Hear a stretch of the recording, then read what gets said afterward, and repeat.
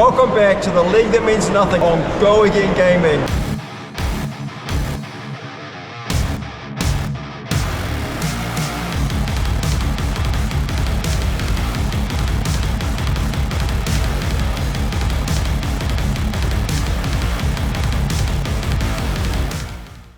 So hello, welcome back to Go Again Gaming and the league that means absolutely nothing here on my channel. I am the editor and creator of this whole thing, here to cast yet another game between Puffin and Gravy.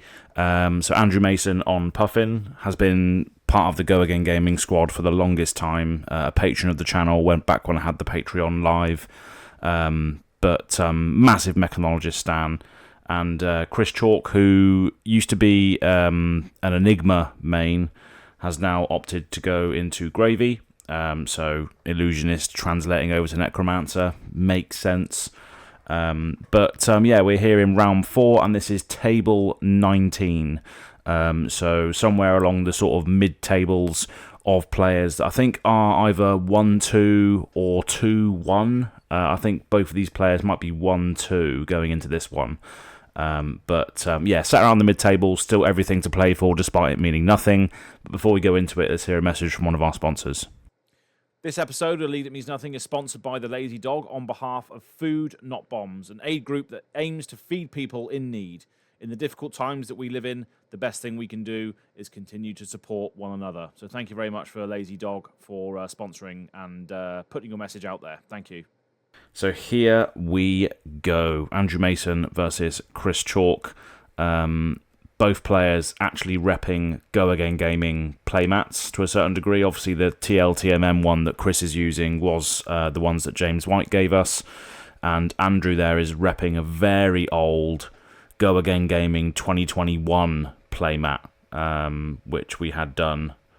I reached out to a concept artist, Becky Green Illustrations, and she made all of these different concept art-esque playmats for me based on the different areas of Wraith, and that one is based on metrics. So of course Andrew would pick that one up. But yeah, it should be an interesting game. Puffin doesn't really see too much television per se.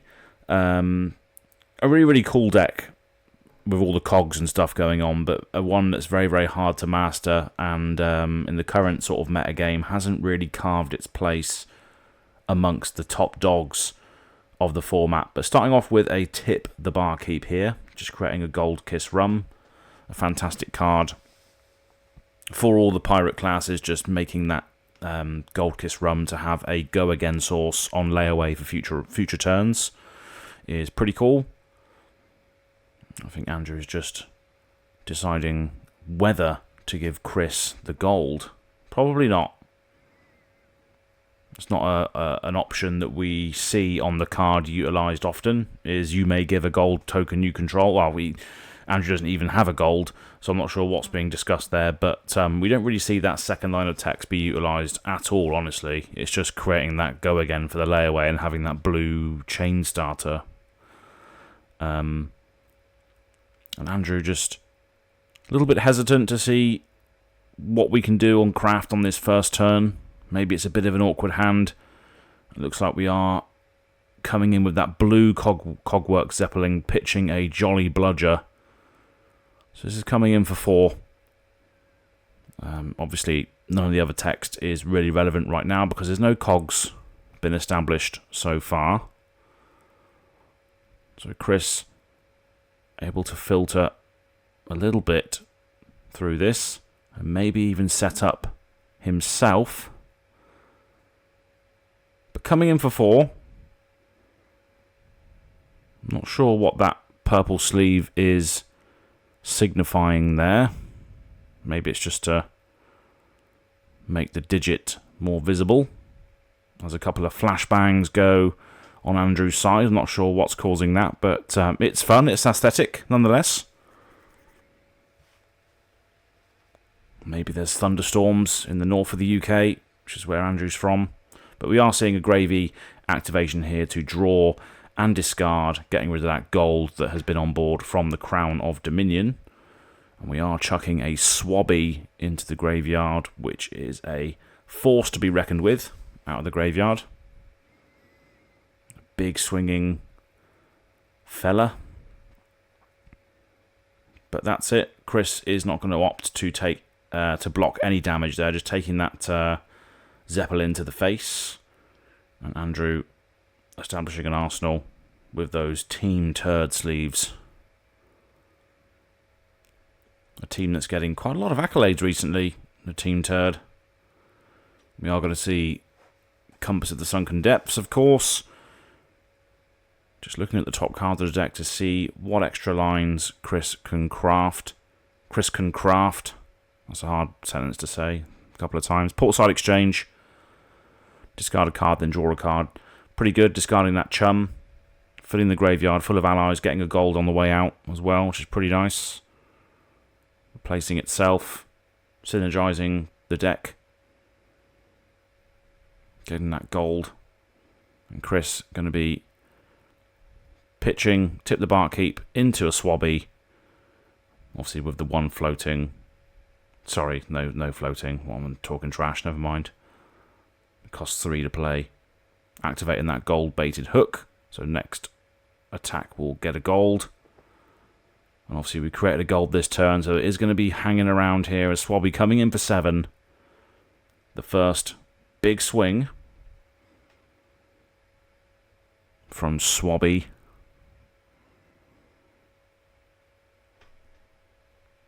Obviously the gold baited hook does have the on hit as well, so if this hits we are going to be able to get a gold.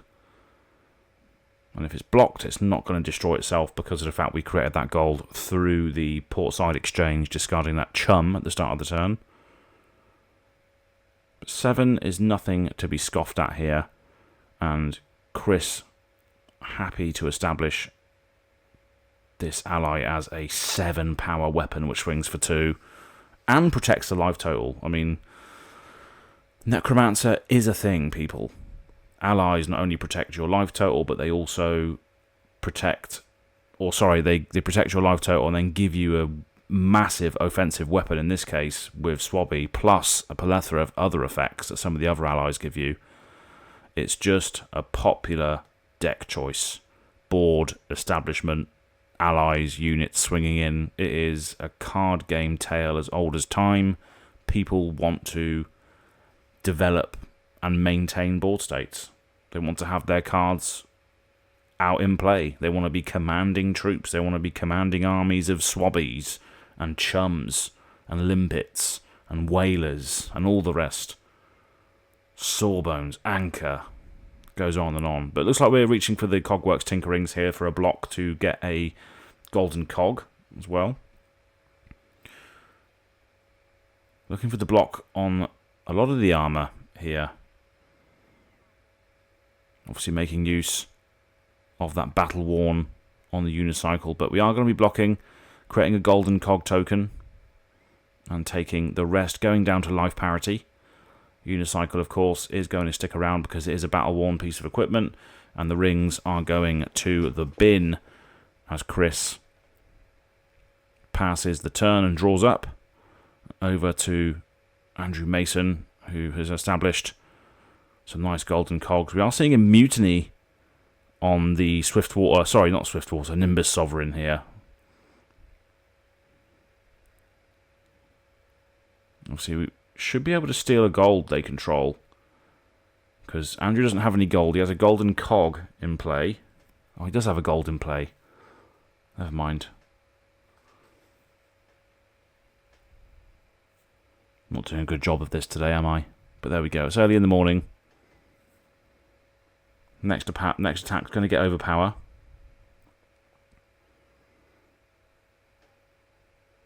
Looks like we are going to be cracking a gold to get another golden cog through Puffin's ability, which we are going to crank by the looks of it. Then we're going to crank again with the Polycranker, so the parrot is coming into play now, which means we are going to be able to draw a card because it's the second crank this turn. Now Chris does have to consider the parrot, because it is going to be an engine that Andrew can have access to, just being able to crank at least once on board at all times.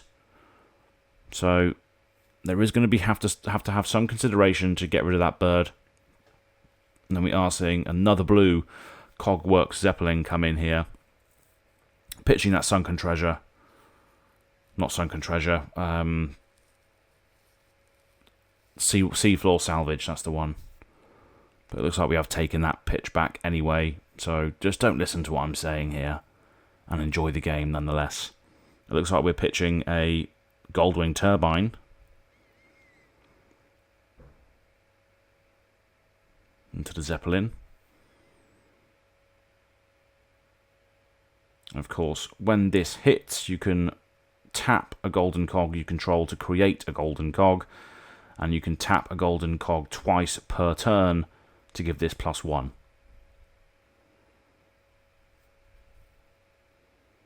Now, those cogs are going to go away on the start of Andrew's next turn, so it just makes sense to be able to send this in and tap it twice to bring it up to 6 power. That makes sense. We want to utilise as much of those cogs as we can, because they are going to disappear unless we can get steam counters back on them. But in response, we are seeing the sunken treasure, the compass of sunken depths being activated here. So look at the top card to see if that makes any difference to how this is going to be blocked, if at all.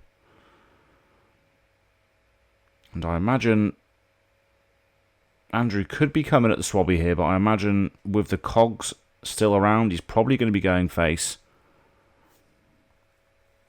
It definitely makes sense with what Chris is putting down on the board there to signify this could be a block.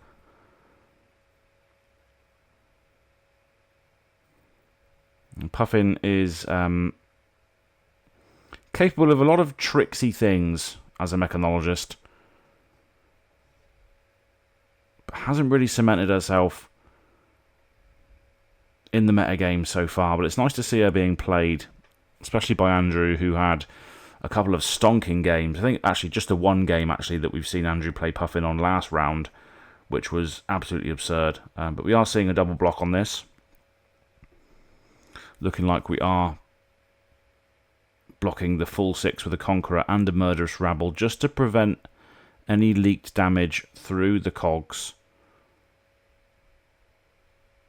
Or I think he might have taken that block back by the looks of it, which is okay. Takes you backsies are absolutely fine. In the league, that means nothing.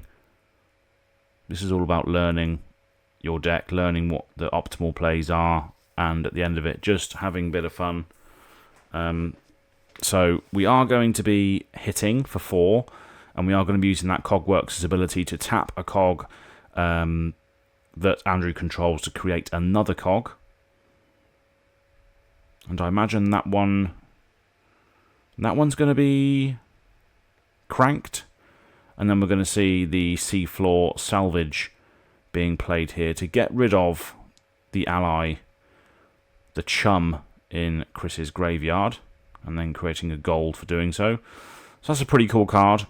In these pirate mirrors, if you're facing gravies, seafloor salvage, a pretty good card to prevent those allies from sticking around in grave.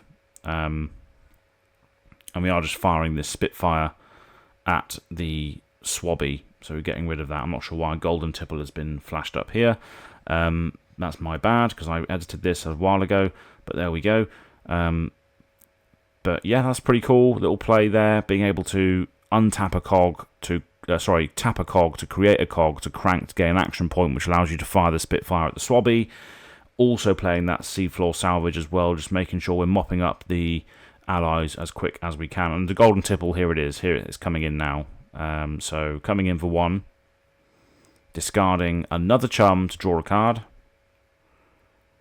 And we get the gold on that as well. Not sure. Yeah, there we go. Coming in for 1, and that's just going to be mopping up that Polycranker, which is very efficient. Nice little blue starter, getting rid of the parrot, getting rid of the inherent engine, and then just following up with a Conqueror of the High Seas, pitching an Eye of Ophidia, and that does mean it gets go again, which is pretty ridiculous. Chris able to sculpt the top card of the deck there as well. Fantastic in gravy, of course, because you're always looting, drawing cards, looking at the top card of the deck, maybe to destroy. Either video just allows you to fulfill all of those criterias. But coming in for 8 with Go Again. At least I think it's 8. Maybe not. Maybe not.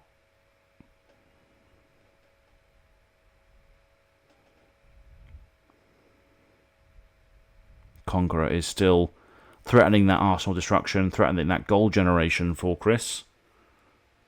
And that's one thing that Gravy does have access to as well, is being able to just...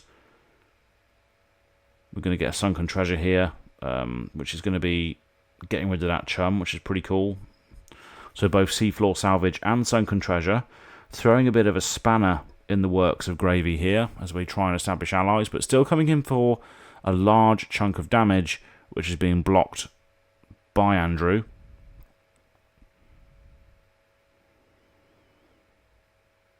But yeah, as I was saying, Gravy does have that ability to sort of KO to a certain degree, where he can just stack up a load of gold and keep pitching into it to draw cards, look at the top card of the deck, and do lots of shenanigans if we build up to that state as well. So Gravy does have a lot going for it, of course, which is why it's one of the most popular decks at the moment. Going to be interesting to see if Mastery Pack Guardian does spice things up a bit more. We're going to see a compass activation here.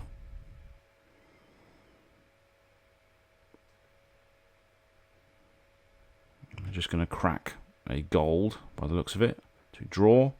This is exactly what I was saying earlier. Another outlet that Gravy does have, as he can filter the blues through the gold. And we're starting off with a golden tipple yellow, coming in for 2, discarding an anchor, drawing a card, creating another gold. Look at that engine. So many lines can be sculpted through the use of gold there. That was insane. Pitching a blue to come in for 2, discarding a yellow, drawing a card, creating another gold. Really cool stuff. And of course, Chris has put the gold-based hook behind this as well, which does incentivize Andrew to continue blocking it, because we don't want to give Chris more gold. We can see a pummel being used to get rid of that there. We are seeing a Call to the Grave being played now by Chris, going to search a deck for the card, put it into the graveyard, and then shuffle. Of course, that is the blue card that we need to be played as well this turn, if we do want to establish an ally and swing with it. A couple of lightning bolts going off on Andrew's side of the field there. Getting a Sawbones.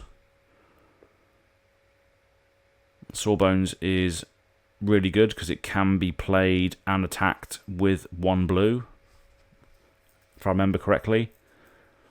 You can pitch a blue, bring it out and swing with it for 3 resources, can't you, I think, with Sawbones. Yeah, cost 2, so we pitch a blue and then it comes in for 6. Yeah, I was right. Believe in thyself, believe. But yeah, coming in for 6. Oh no, okay, we're kind of going to golden tipple first. Okay, interesting. We're going to be able to come in for 2 and then dead threads to attack with Sawbones, potentially. So, no discard on this, just to go again attack, which Andrew is looking like he's going to take to the face. Yep. And now we're going to be able to use the dead threads to swing with the Sawbones. Yeah, okay, cool, that makes sense. Nice. Pretty good stuff. Coming in with the Sawbones for 6 damage. Andrew doing as much as a job as he can to keep these allies under control so far. With a couple of good draws off of like the Sunken Treasures and Seafloor Salvages. Great cards to have in this particular matchup. But he's staring down 6 now from this Sawbones. And Sawbones, obviously, their ability is to prevent damage to allies or yourself by tapping it at instant speed, which is really useful to cover up pesky breakpoints and all that sort of good stuff. But Andrew is just going to take that 6 to the face, going down to a 4 life differential as it goes into Andrew's turn. 2 gold established, Arsenal. Tunic on 3, Gold Kiss Rum at the ready. Puffin could be cranking this turn, or could be cranking out some form of turn here. Looks like we've got a backup protocol red being played out from the arsenal. Imagine we're going to crank that as well. We're going to also crack Puffin's ability to create a golden cog, which we're also going to crank by the looks of it to draw a card, because we've cranked twice this turn through the backup protocol and the cog. Drawing a card.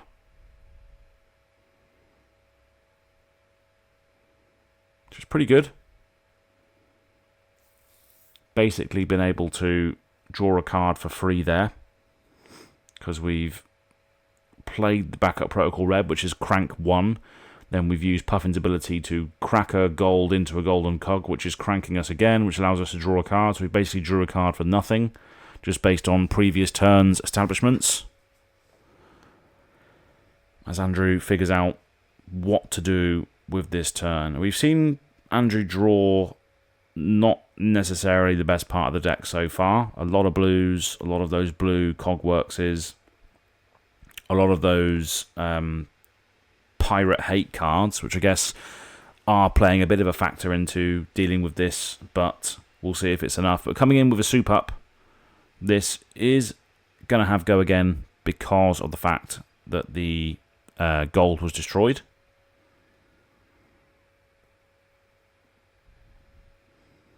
And we are going to be able to activate Sawbones here to prevent one of that damage. So we still need to get one on the Sawbones if that's what Andrew is targeting right now. It looks like it probably is.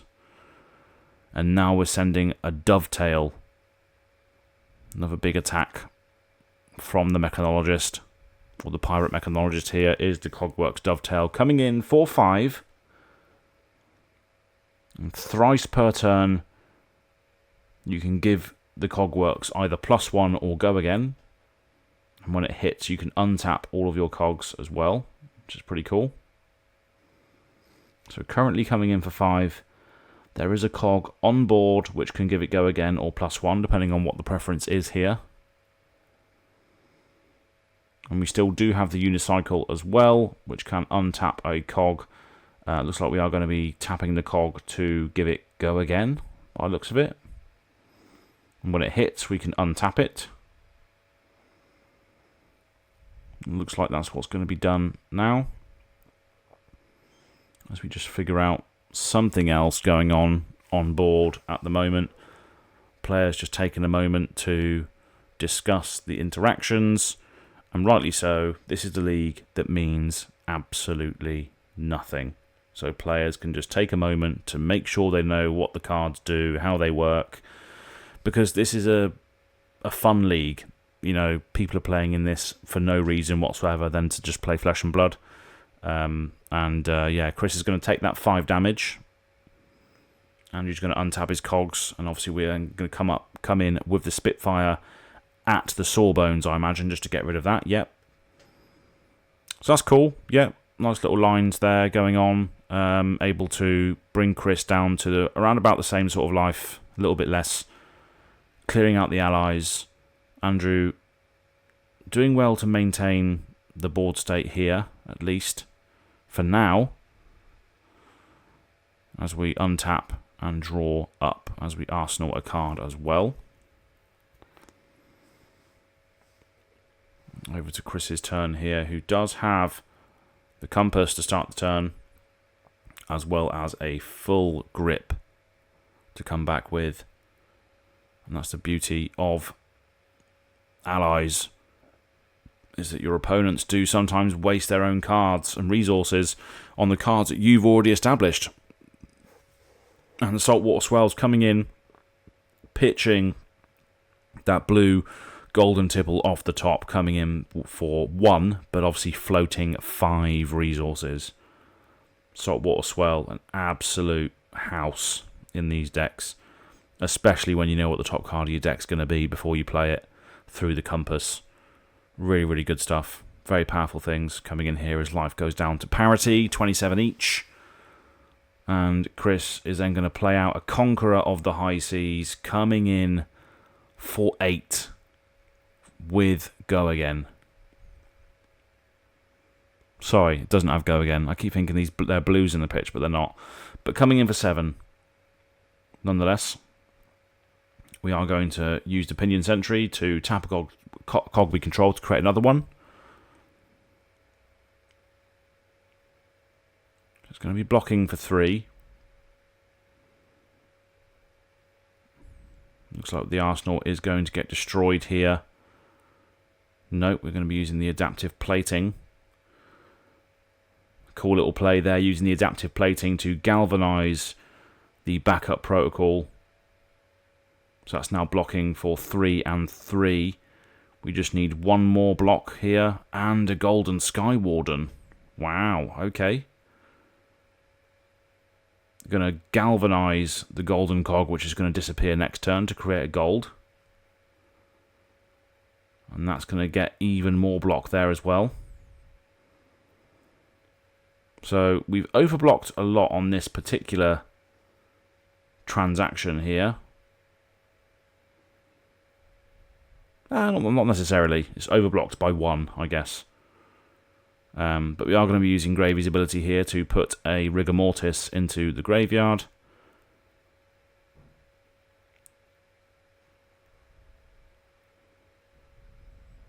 The Conqueror must have had go again then. I'm not using dice to represent the attacks on this side of the board here from Chris, so I'm not entirely sure. So I can't see the pitch either because it's a little bit blurry. But hopefully you're following along better than I am at home. But this all means nothing anyway, so it's all good. But coming in with Anchor for 5.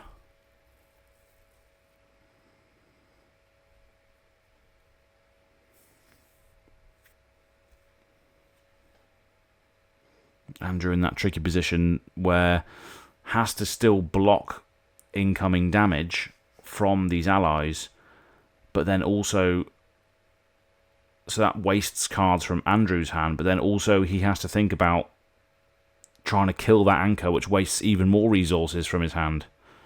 So it's a hard game to play when you're playing against these board state decks, whether you can really deal with the board state efficiently or whether you just try and go face the entire time. It's really, really hard to navigate sometimes.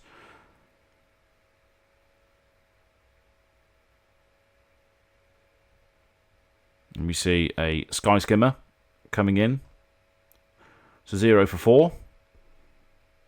Obviously you can tap a cog you control to give it +1 or go again. But it looks like Andrew is just sending that Sky Skimmer in and drawing up after that big blocking turn last turn. So just being patient here on the plays. And we're seeing a red Golden Tipple come in here, pitching a Murderous Rabble, coming in for 3 with go again, discarding Sawbones, getting a gold, drawing a card. And we can see why this card, Golden Tipple, in all colours, is just such an engine for the deck. Andrew just taking that damage down to 22.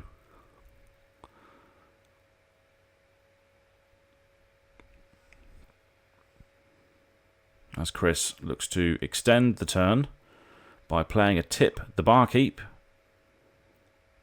gaining a Gold Kiss Rum of his own for future go again on layaway,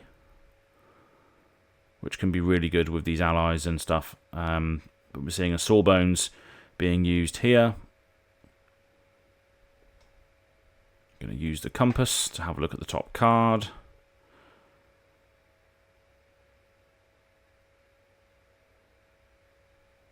Going to crack a gold with the Eye of Ophidia, which is a very, very nice interaction, being able to pitch into that, seeing what you're going to draw and then craft your line from there. Is pretty nasty. We've got 2 blues in the graveyard now as well. We've got Eye of Ophidia and Murderous Rabble. So if there is a Conqueror of the High Seas, that could be good. If we can draw another blue to pay for it if it's in the arsenal, and then we can Dead Threads to Sawbones, which would be absolutely disgusting if we could do that. We're going to crack the Gold Kiss Rum. We're going to activate Gravy's ability. No, we're not going to do that. We're just going to be swinging in with Sawbones for 6 with go again because he's rummed up. Andrew looking like he's just going to be taking this damage, going down to 16 as the life starts creeping away. And what does Chris have now after this?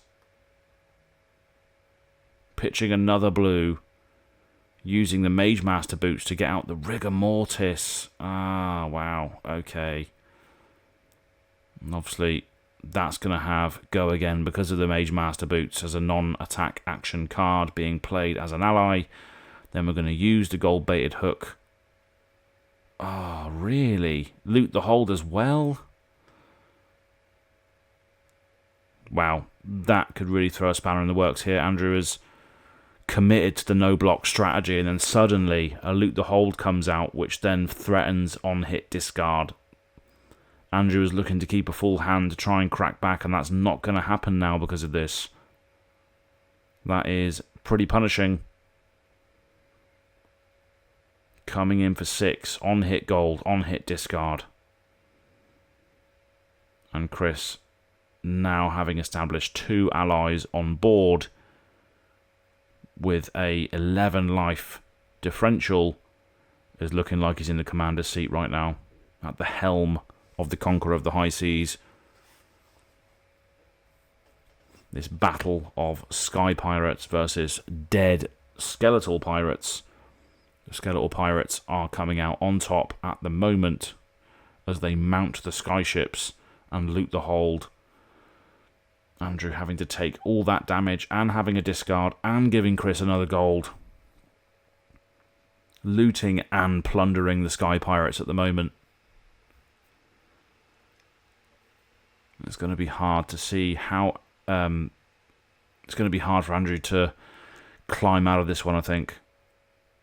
As we see a copper cog come down.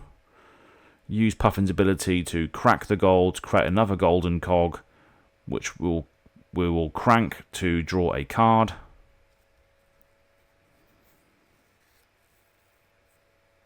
This is a bit of a mountain to climb. Bit of a storm to weather as the dead rise from the ocean.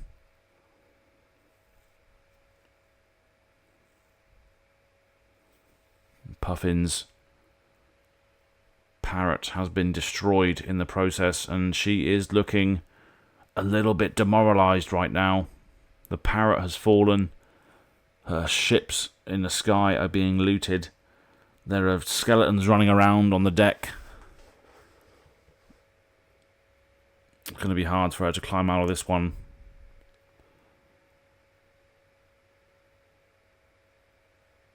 We see a soup up come down, or at least being considered.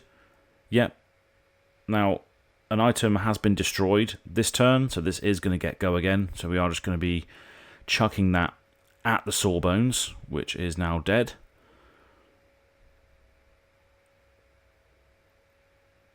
And now we're going to come in with the Cloud Skiff, pitching the yellow Cogworks Zeppelin. And that's going to be coming in for 5. I'm not sure whether that's going to be coming in at Chris or the Rigor Mortis.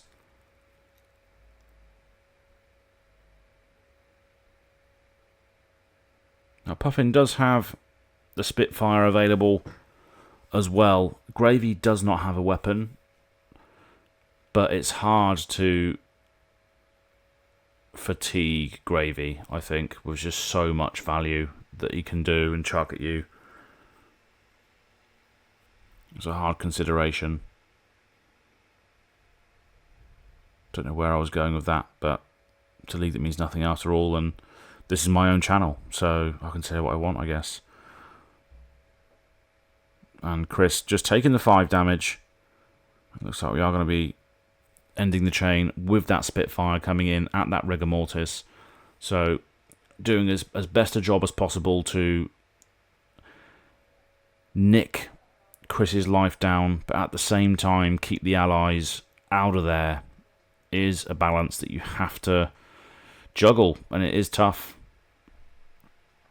Puffin does have a lot of tools, but is it enough to quell the tide of the dead here as we crack a gold to draw a card, getting that anchor in the pitch zone?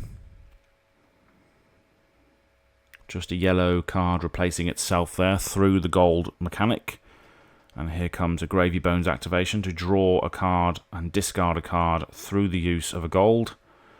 We are discarding a Swabby, so more allies entering Chris's graveyard. We're going to use the Dead Threads resource here. Because an ally has been put in the graveyard, we can access that to just fuel a golden tipple, binning another Sawbones, and creating a gold and drawing a card. Just lots of cards and resources replacing themselves and turning into other things. There's a lot of spinning wheels in these gravy decks, and despite the deck obviously being good, you need to be a good pilot to be able to understand where all these lines come from as well. It's not an easy deck to play. So shout out to everybody who is playing this deck at a high level, because there are so many intricacies. As we see a Swabby come out now. Use the gold-baited hook, pitching a Loot the Hold to come in 4/7, threatening a gold on hit, and Andrew's just like, yeah, I'm just taking this damage. I don't think there's anything I can do here.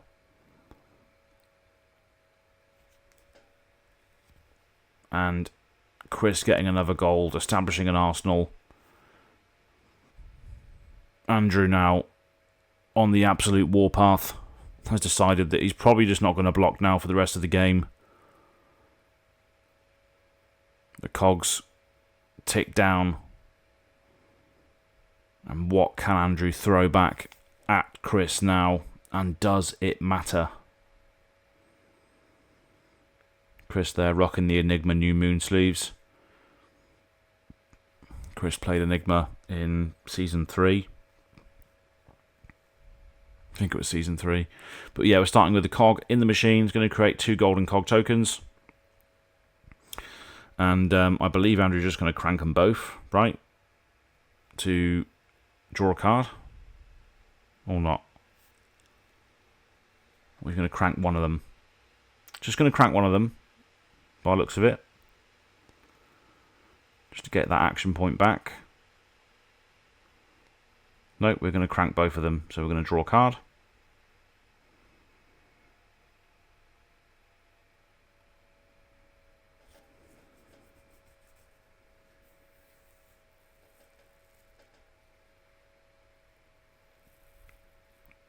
Chris happy just to sit behind a huge ally that requires it to be dealt with. 7 power on this ally that's on the field right now.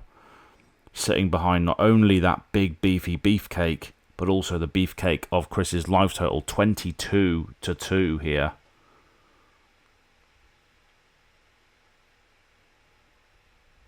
It's a lot of life to have over Andrew.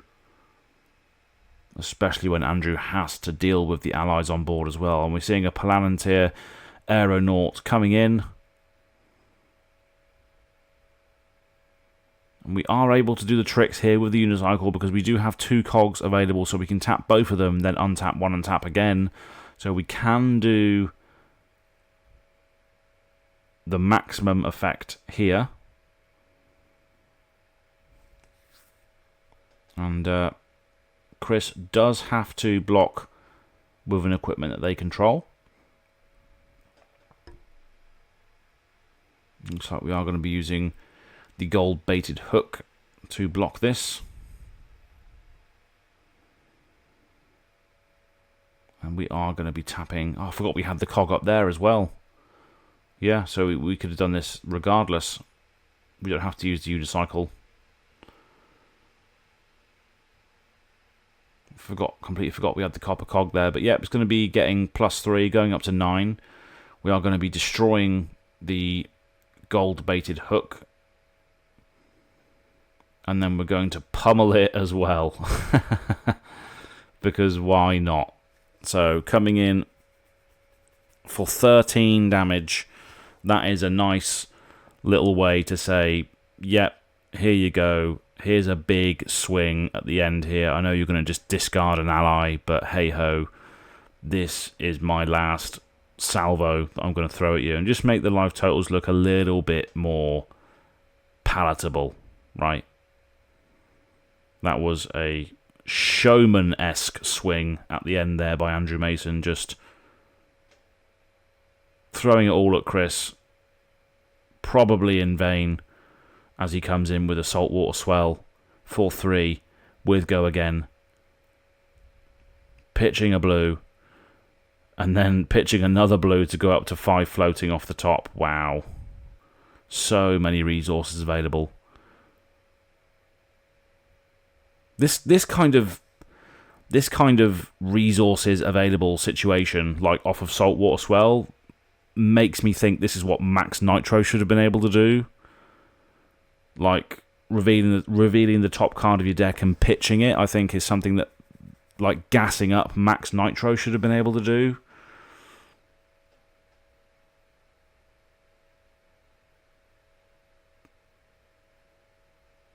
Leave a comment in the section below as to whether you agree with me, because I think that mechanic from Saltwater Swell could just be an entire archetype, really, honestly.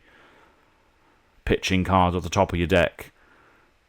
I mean, the Brute's going to be able to do it, right? Tough Nut is going to be able to pitch the top card of your deck, but I think that should be a Max Nitro thing, honestly. That thought has only just come to me, but I'm sure it's been discussed already. But hey ho, we're losing track of the game here. We've sunken treasured. We're coming in with another Saltwater Swell, because why not? Pitching that, wow, okay. Pitching a back alley break line into the pitch zone, which means we're going to get another action point. That is insane. Saltwater Swell just is a ridiculous card, isn't it, really? Going up to 2 action points, threatening 3 go again against Andrew's 2 life here. Tunic is still available to be blocked with, but I think we are nearing the end of Puffin's voyage. She sailed too far into Gravy Bones' domain. Both fully blocked. What is the follow-up here? Could just be a load of cracking gold. Yep, we've got loads of resources just to crack some gold here. We can just keep going. We can just keep cracking gold. That's ridiculous. Got a big pile of gold there. We've got 5 resources. That's 2 extra cards. That's 2 extra cards for nothing. It's ridiculous. Ridiculous.com/gravybones.deck. Here we go. Look at this. Ridiculous. Binning a scuba through the use of Gravy's ability.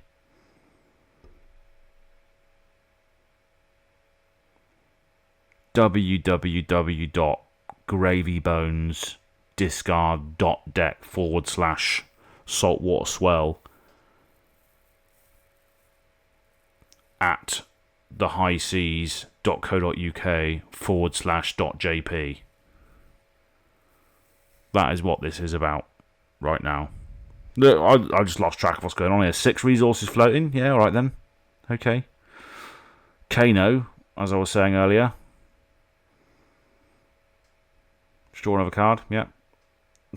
Wow. This is ridiculous. Conqueror. Yep, go again. It's going to have go again for sure. 8 go again. Yeah. Why not? 8 go again. 2 cards in hand.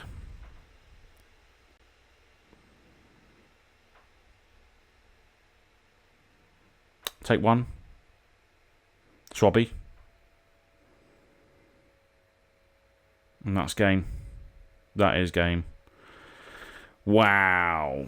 What a game that was. I mean, the end of that Gravy.